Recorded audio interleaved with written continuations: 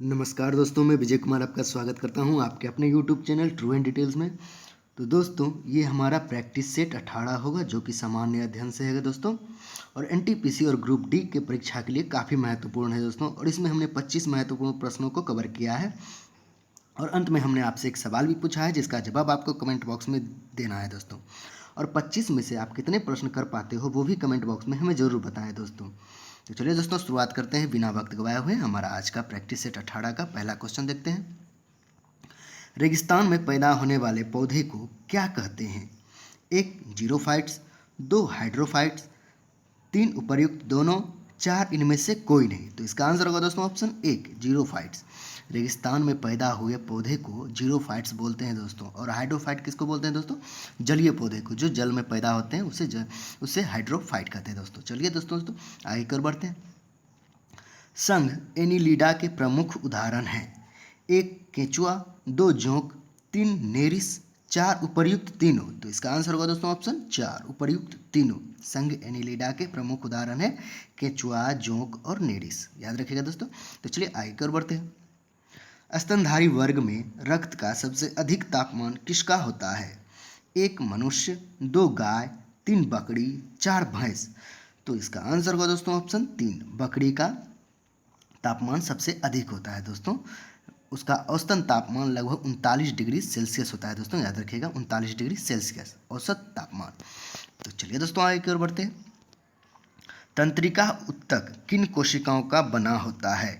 एक न्यूरॉन्स, दो न्यूरोग्लिया, तीन उपर्युक्त दोनों, चार इनमें कोई नहीं। तो इसका आंसर होगा दोस्तों ऑप्शन तीन, उपर्युक्त दोनों, यानी न्यूरॉन्स और न्यूरोग्लिया। तो चलिए दोस्तों आगे की ओर बढ़ते हैं। ध्वनि का वेग अनुमानतः कितना होता है? एक 220 मीटर प्रति सेकेंड, दो 330 मीटर प्रति सेकेंड, तीन 11.2 किलोमीटर प्रति सेकेंड, चार इनमें कोई नहीं। तो इसका आंसर होगा दोस्तों ऑप्शन दो, 330 मीटर प्रति सेकेंड होता है दोस्तों ध्वनि का वेग। याद रखेगा अनुमानतः।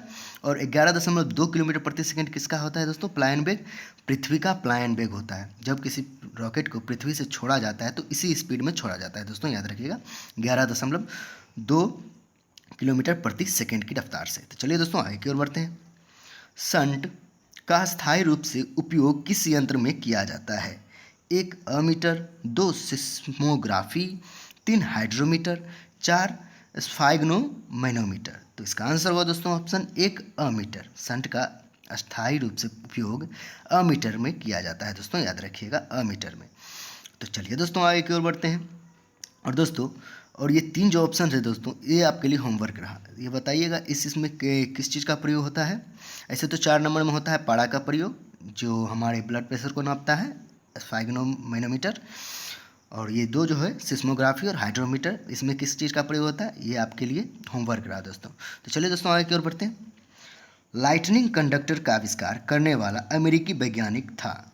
एक व्हीलर, दो डेविड वुसनेल, तीन बेंजामिन फ्रैंकलिन, चार इनमें कोई नहीं। तो इसका आंसर होगा दोस्तों ऑप्शन तीन, बेंजामिन फ्रैंकलिन। लाइटनिंग कंडक्टर का आविष्कारक बेंजामिन फ्रैंकलिन है दोस्तों। और व्हीलर है दोस्तों, व्हीलर जो है वे विद्युत पंखा के आविष्कारक है दोस्तों। याद रखिएगा विद्युत पंखा के आविष्कारक हैं व्हीलर। और डेविड वुसनेल किसका? पनडुब्बी का। याद इन तीनों में एक चीज़ कॉमन है दोस्तों, एक चीज़ कॉमन वो है कि तीनों अमेरिका के ही वैज्ञानिक है दोस्तों। याद रखिएगा तीनों अमेरिका के ही वैज्ञानिक है। तो चलिए दोस्तों आगे की ओर बढ़ते हैं। कांच की समतल प्लेट की फोकस दूरी कितनी होगी? एक 2 किलोमीटर, दो केंद्र बिंदु तक, तीन अनंत, चार इनमें कोई नहीं। तो इसका आंसर होगा दोस्तों ऑप्शन तीन, अनंत। कांच की समतल प्लेट की फोकस दूरी अनंत होगी दोस्तों। याद रखिएगा अनंत। तो चलिए आगे की ओर बढ़ते हैं। परमाणु भट्टियों में भारी जल का प्रयोग किस रूप में किया जाता है? एक मंदक के रूप में, दो ईंधन के रूप में, तीन उपर्युक्त दोनों के रूप में, चार इनमें कोई नहीं। तो इसका आंसर होगा दोस्तों ऑप्शन एक, मंदक के रूप में किया जाता है परमाणु भट्टियों में भारी जल का प्रयोग। तो चलिए दोस्तों आगे की ओर बढ़ते हैं। गोताखोर समुद्र के अंदर सांस लेने के लिए किस गैसों के मिश्रण का उपयोग करते हैं? एक नाइट्रोजन, दो ऑक्सीजन, तीन हीलियम, चार कार्बन मोनोऑक्साइड। तो इसका आंसर होगा दोस्तों ऑप्शन 2 और ऑप्शन 3, यानी ऑक्सीजन और हीलियम का प्रयोग करते हैं। इन दोनों गैसों के मिश्रण का प्रयोग करते हैं। जो गोताखोर समुद्र में उतरते हैं, अंदर जाते हैं, वो इन्हीं 2 गैसों के मिश्रण का उपयोग करते हैं सांस लेने के लिए। तो चलिए दोस्तों आगे की ओर बढ़ते हैं। रेडियो एक्टिवता में बीटा किरणें होती हैं। 1 धनावेशित, 2 ऋणावेशित, 3 मंदक, 4 उपर्युक्त तीनों। तो इसका आंसर होगा दोस्तों ऑप्शन 2, ऋणावेशित होते हैं। दोस्तों याद रखिएगा, ऋणावेशित होते हैं। तो चलिए आगे की ओर बढ़ते हैं। जल के प्रवाह में कौन सा नियम लागू होता है? 1 बर्नौली का नियम, 2 फैराडे का नियम, 3 ओम का नियम, 4 इनमें कोई नहीं।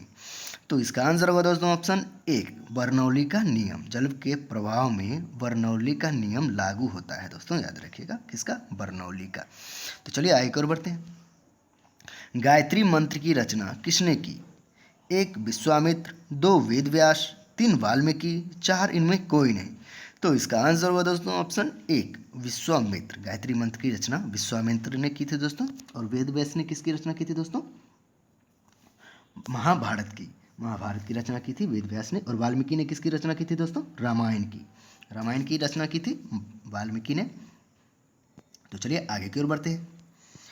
किस शासक ने एलोरा के पर्वतों को कटवाकर प्रसिद्ध कैलाश मंदिर का निर्माण करवाया?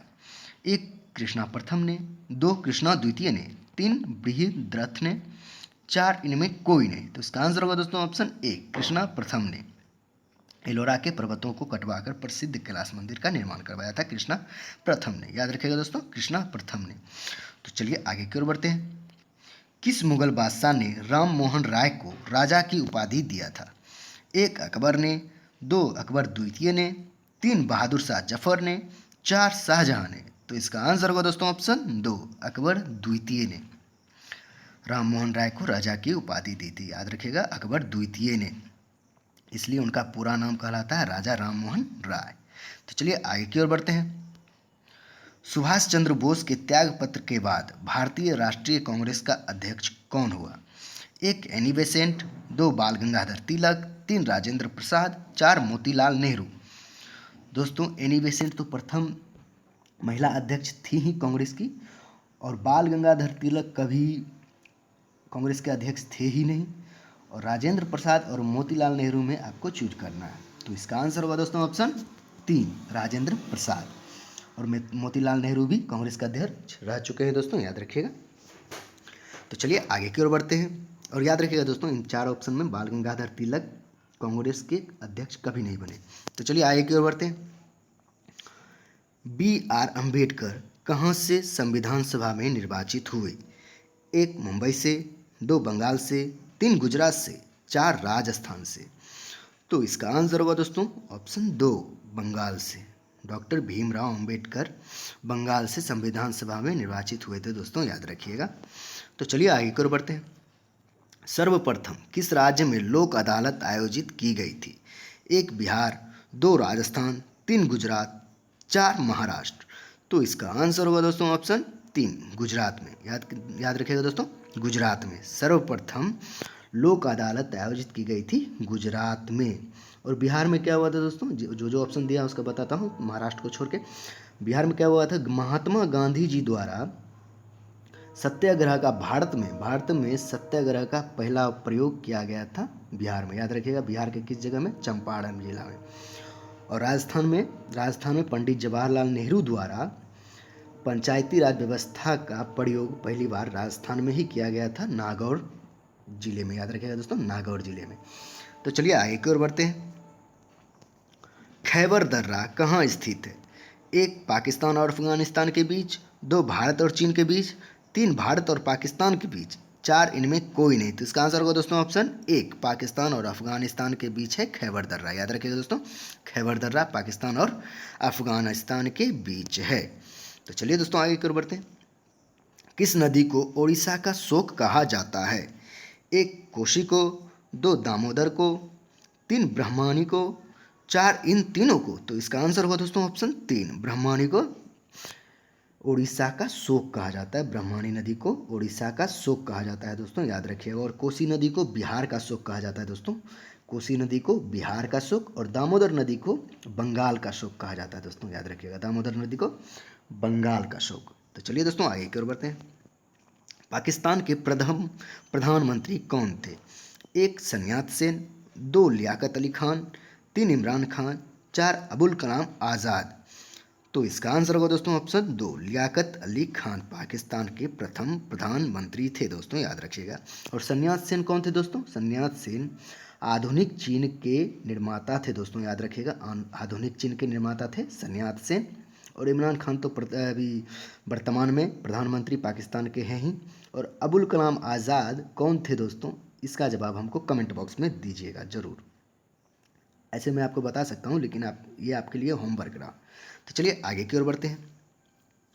प्रसिद्ध गीत ए मेरे वतन के लोगों, याद है दोस्तों? ये गाना बहुत ही प्रसिद्ध है, ए मेरे वतन के लोगों। ये किसकी रचना है दोस्तों? प्रसिद्ध गीत ए मेरे वतन के लोगों किसकी रचना है? 1 कवि प्रदीप की, 2 बंकिम चंद्र चटर्जी की, 3 रविंद्रनाथ टैगोर की, 4 इनमें कोई नहीं। तो इसका आंसर होगा दोस्तों ऑप्शन 1 कवि प्रदीप की रचना है दोस्तों, याद रखिए, कवि प्रदीप की। और बंकिम चंद्र चटर्जी किसके कौन से गीत लिखे थे दोस्तों? वंदे मातरम, जो आनंद मठ से लिया गया था दोस्तों, याद रखिएगा। और रविंद्रनाथ टैगोर जन गण मन और अमार सोनार बांग्ला, याद रखिएगा दोस्तों। अमार सोनार बांग्ला और जन गण मन, रविंद्रनाथ टैगोर। तो चलिए आगे की ओर बढ़ते हैं। अंतर्राष्ट्रीय न्यायालयों में न्यायाधीशों की संख्या कितनी है? 1 34, 2 31, 3 15, 4 7। तो इसका आंसर होगा दोस्तों ऑप्शन 3 15। अंतर्राष्ट्रीय न्यायालयों में न्यायाधीशों की संख्या 15 है दोस्तों, याद रखिएगा 15। तो चलिए आगे की ओर बढ़ते हैं। यूनेस्को ने किस तिथि को विश्व शिक्षक दिवस के रूप में घोषित किया है? 1 21 जून को, 2 5 अक्टूबर को, 3 1 दिसंबर को, 4 22 मार्च को। तो इसका आंसर होगा दोस्तों ऑप्शन 2 5 अक्टूबर को विश्व शिक्षक दिवस के रूप में घोषित किया है दोस्तों, याद रखिएगा। किसने? यूनेस्को ने। और 21 जून को क्या है दोस्तों? 21 जून को विश्व योगा दिवस है दोस्तों, याद रखिएगा, विश्व योगा दिवस। और 1 दिसंबर को विश्व एड्स दिवस और 22 मार्च को विश्व जल दिवस, याद रखिएगा दोस्तों। ये चारों दिन याद रखिएगा, चारों दिन। तो चलिए हम आखिरी प्रश्न की ओर बढ़ते हैं। हमारा आखिरी प्रश्न देख लेते हैं। लक्षद्वीप की मुख्य भाषा क्या है? 1 भोजपुरी, 2 पाली, 3 तमिल, 4 मलयालम। तो इसका आंसर होगा दोस्तों ऑप्शन 4 मलयालम। लक्षद्वीप की मुख्य भाषा मलयालम है दोस्तों, याद रखिएगा, मलयालम है। और भोजपुरी बिहार की भाषा है दोस्तों। तो चलिए, और तमिल तमिलनाडु में बोली जाती है, नहीं दक्षिण में भारत में बोली जाती है। तो चलिए दोस्तों, हमारा आपके लिए जो प्रश्न है वो देख लेते हैं। पैराशूट से अंटार्कटिका पर छलांग लगाने वाला प्रथम भारतीय कौन है? ऑप्शन भी है आपके सामने, इसका जवाब आपको कमेंट बॉक्स में देना है दोस्तों। अगर दोस्तों मेरा वीडियो पसंद आया हो तो लाइक करें, शेयर करें और मेरे चैनल को सब्सक्राइब करके बेल आइकन को दबा दीजिए, ताकि जो भी मैं वीडियो डालता हूँ प्रैक्टिस सेट रेलवे से रिलेटेड, उसका नोटिफिकेशन सबसे पहले आपको पहुँचे। चलिए दोस्तों, आज तक के लिए इतना ही। बहुत बहुत धन्यवाद। जय हिंद, जय भारत।